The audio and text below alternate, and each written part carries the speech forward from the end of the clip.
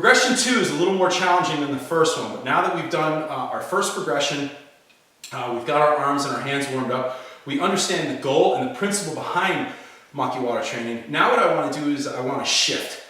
So I'm going to be hitting from different angles, but I'm going to be making sure that when I do this movement, I'm tracking over my knees correctly. So as you can see, I'm down low. In the last exercise, I did my striking like this. Striking, striking, however. Now I'm going to shift and hit. Shift and hit, shift and hit, side to side.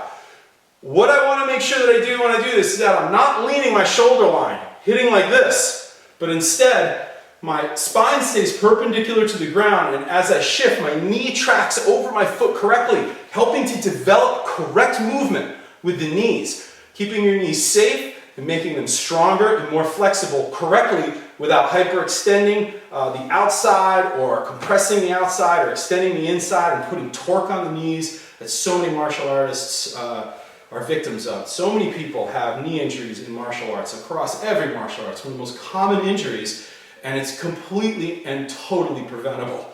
This exercise that I do helps me to keep healthy knees as well as my students. So I would really encourage you to make sure that when you're doing your movement, check yourself. Make sure if you hang a string off of this part of your knee, when you're moving, that string would be over the center of your foot. So let's look at this movement now.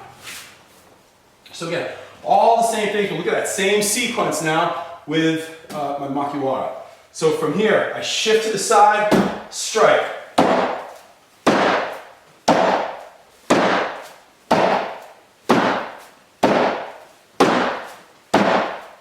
Multi.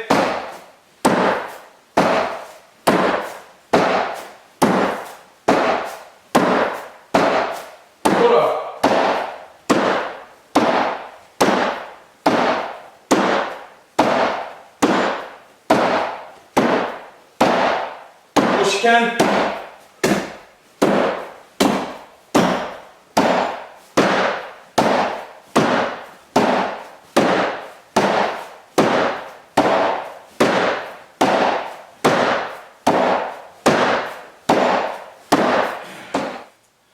And that's the basic second progression for Makiwara.